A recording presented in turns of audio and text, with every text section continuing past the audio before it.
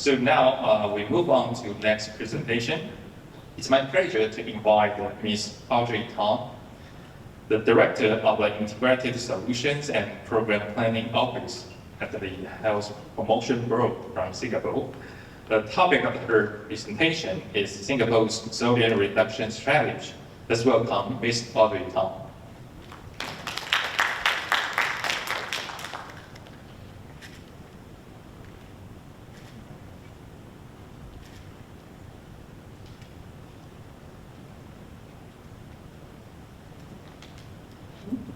Hello. Good morning. Welcome, ladies and gentlemen, and thank you for having me again. Over the next 15 minutes,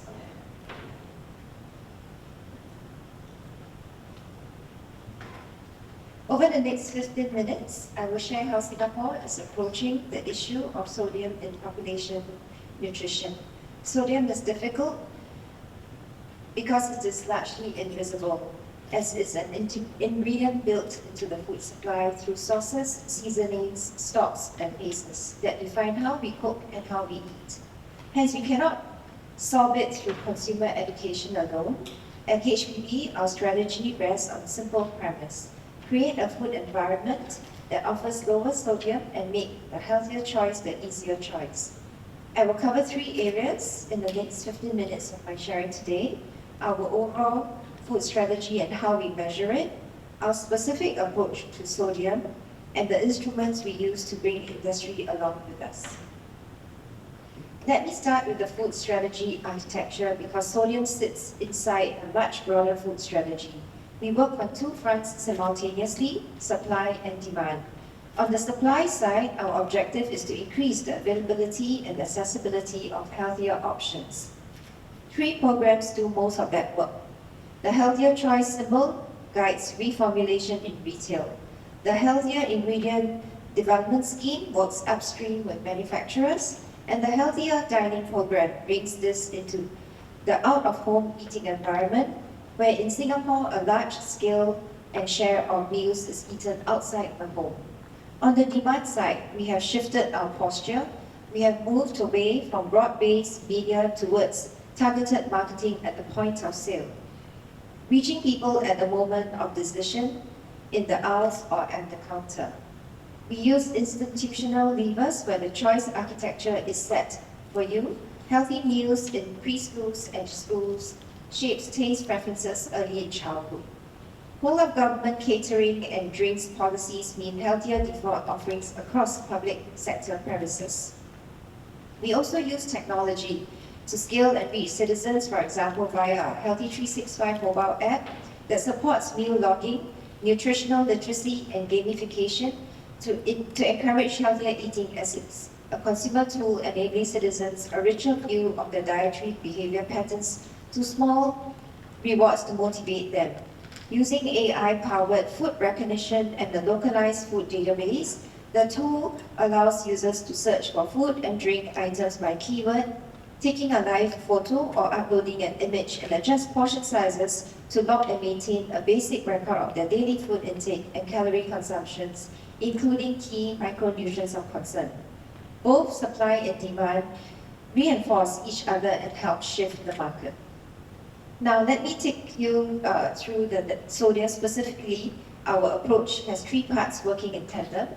First is regulation. We are extending the Nutri-Grade measures to target the main sources of Day2 sodium, which is salt, seasonings, sauces, instant noodle, and cooking oils.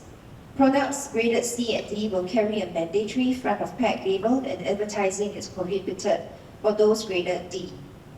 Second, it's industry support. Reformulation carries real costs and real technical risks, so we have extended our Healthy Ingredient Development Scheme to support salt and sauces, and we work in close partnership with manufacturers to influence and help them change. And thirdly, a public movement.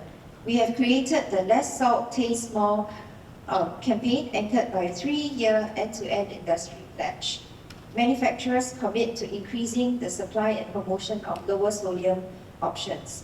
Food and beverage operators commit to lowering sodium at the dish level by switching ingredients or simply by using less salt, sauce, or seasoning. Underpinning all of this is public education, and our framing here is deliberate. Rather than so-called lecturing people about health risks, we tell them that excess salt masks the true flavor of food, and we invite them to rediscover what the food actually tastes like. That reframes sodium reduction from deprivation into something closer to a culinary invitation, which in a food-loving culture like Singapore is far more durable. Message. We assess impact of our efforts, and if it's working through a multi-level framework, and then are explicit about which data source answers which problem statement. At the population level, our biannual National Nutrition Surveys gives us total intake of the nutrients of concern and a profile of the national diet. In between, we track the market supply and demand trends. We consolidate market data to follow product mix, compositional changes, sales, and market share. At the product level, we conduct structured ground checks on nutrient information, supplemented with commercial data to detect compositional shifts. We watch two things in particular: whether grade A and B products are becoming more widely available and whether there is reduction in nutrient of concern in products. This tells us if program reformulation is genuinely happening. We also monitor advertising, the prevalence of grade D advertisements, working with the Advertising Standards Authority and the Ministry of Health on monitoring and reinforcement. And finally, consumer surveys tells us whether people recognize the labels, understand them, and use them. The logic makes much like a chain. Policy leads to reformulation, reformulation to availability, availability plus comprehension to choice, and choice to intake. If the chain breaks, the framework informs where are the areas to be looked into. So let me now take you through the sodium approach in more detail on the levers we use and the results we are seeing. So hypertension is a major concern in Singapore, and high sodium intake is a significant modifiable driver. What is distinctive here is where the sodium comes from. Earlier I mentioned it comes primarily from salt sauces, seasoning used in cooking and food preparation. For example, oyster sauce, soy sauce, seasoning powders. That has direct implication for policy design. If sodium is embedded upstream in ingredients and in preparation practice, that intervention must also be upstream, with the manufacturers who make those ingredients and the operators who use them. Our instrument mix combines voluntary and regulatory levers, and the sequencing between them is deliberate. On the voluntary side, we have front of pack and front of house labeling using the healthier choice identifiers across both retail and dining. We have guidelines restricting the advertising of unhealthy prepackaged foods and beverages to children aged 12 and below. And we have a whole of government mandate for healthier food and beverages across all government catering and premises, where the state as a large customer makes it a default choice. On the regulatory side, we have mandatory front of pack labels for prepackaged beverages graded C and D, and an advertising prohibition for those graded D. The thinking behind this is we start with voluntary measures because voluntary programs let industry build capability, test consumer response, and reformulate at a manageable pace. They also generate the evidence base and the norms that make regulation feasible later, and we also engage with dialogues with manufacturers to better understand. Therefore, we move to regulate when the public health case is strong enough, and by that point, industry will have been engaged and prepared for the transition. So voluntary first, regulation when needed. That progression has been central to the maintaining both effectiveness and industry partnership. So the Healthier Choice symbol was introduced as a voluntary labeling program with two audiences in mind. First, consumers, make it simple and a visual guide.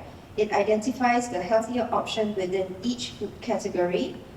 That last phase matters. It is a relative measure comparing like for like, which is exactly what people are doing when they stand in front of a shelf. For manufacturers and retailers, it is an incentive to reformulate. The symbol is a marketing asset.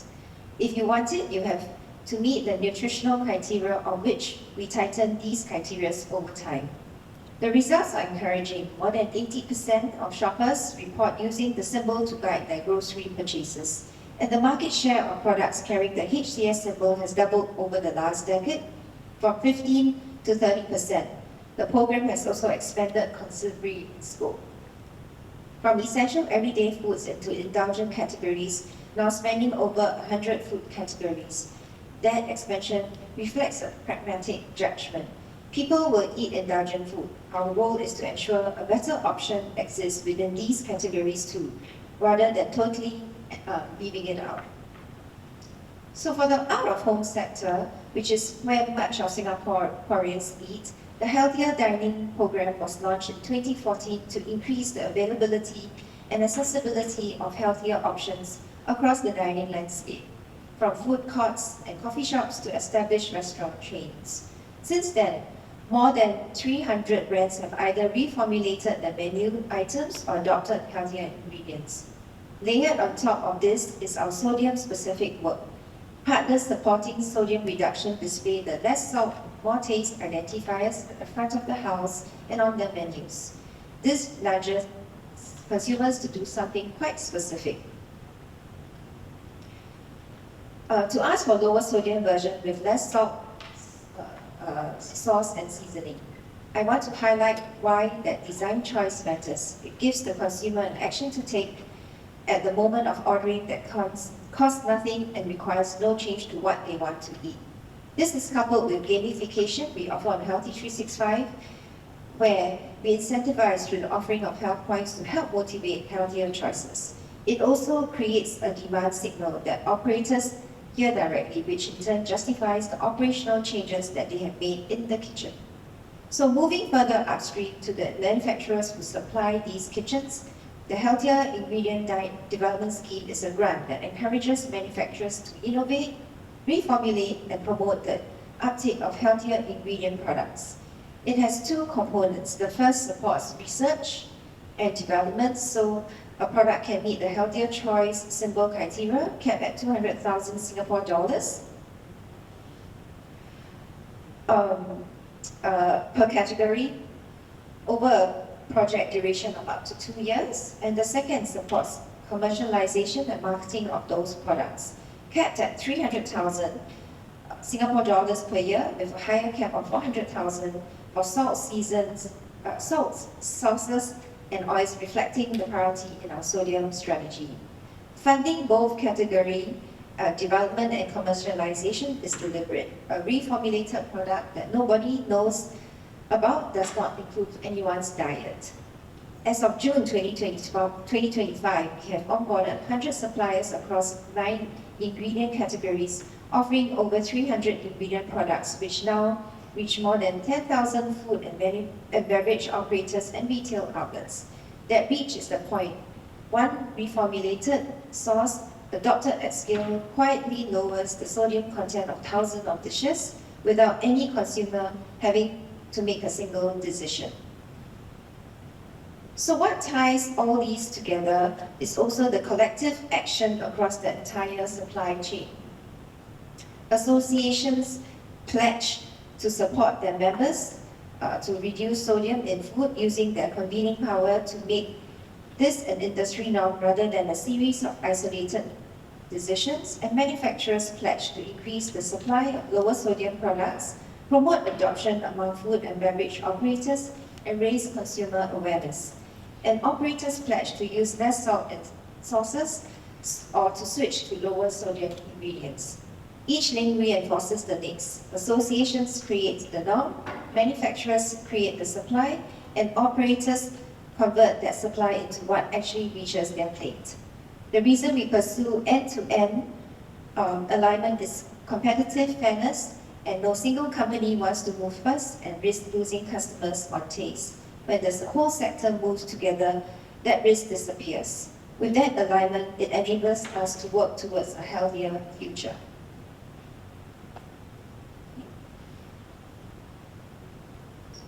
So let me close with 3 points, and this is my last slide. Sodium reduction is a supply chain problem before it is a consumer problem. intervene upstream and the benefit reaches everyone, including those who never read the label.